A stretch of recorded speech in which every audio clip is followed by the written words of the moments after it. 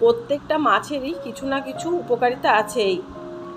আজ আমি যে মাছের রেসিপি শেয়ার করব, সেই মাছে থাকে প্রচুর পরিমাণে ক্যালসিয়াম, যা আমাদের শরীরে দাঁত এবং হাড় গঠনে কার্যকারিতা ভূমিকা পালন করে থাকে।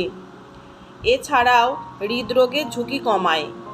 এই মাছ পেশি, টিস্যু তৈরি এবং মেরামতের জন্য প্রয়োজনীয়। এইভাবে একবার বানিয়ে খেয়ে দেখুন, আশা করি ভালো লাগবে। কার কার পাবদা মাছ খেতে ভালো লাগে আমাকে কমেন্টে জানাবেন। তাহলে দেখে নিন রেসিপিটা কিভাবে বানাচ্ছি। তাওয়াটা ভালো করে গরম করে নিয়ে আমি অল্প একটু তেল দিয়ে দিচ্ছি, আর তেলটাও ভালো করে গরম করে নিচ্ছি। এখন আমি নুন হলুদ মাখিয়ে রাখা পাবদা মাছগুলো ভেজে নিচ্ছি। এদিকে যতক্ষণে মাছগুলো ভাজা হচ্ছে, অন্যদিকে আমি মশলাটা ভালো করে পেস্ট করে নিচ্ছি।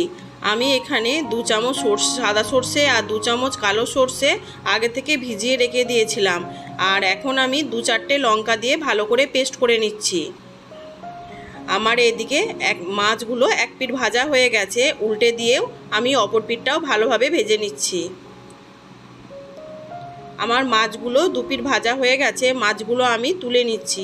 বন্ধুরা, এইভাবেও আপনারাও লাল লাল করে ভেজে নেবেন।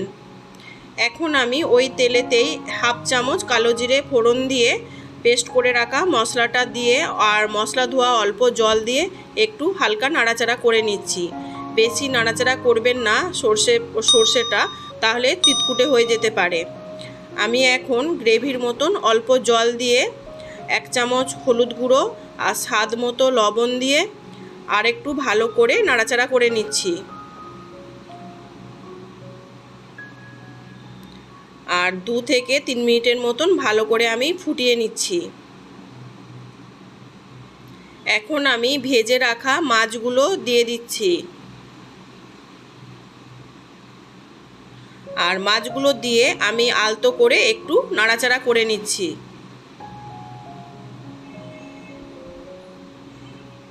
এখন আমি 2 থেকে 3 মিনিটের মতন ভালো করে ফুটিয়ে নিচ্ছি। একটু নাড়াচাড়া করে নিয়ে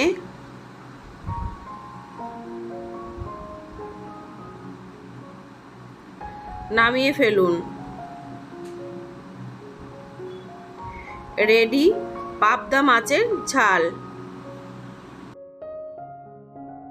আমি একটু পরিবেশন করেও দেখিয়ে দিচ্ছি। আমার রেসিপিটা যদি ভালো লাগে তাহলে কমেন্টে জানাবেন, লাইক ও শেয়ার করবেন। যে বন্ধুরা আমার চ্যানেলে নতুন তারা সাবস্ক্রাইব করবেন। আজকে এই পর্যন্ত, টাটা। ভালো থাকুন, সুস্থ থাকুন। আবারও হাজির হব নতুন একটা রেসিপি নিয়ে।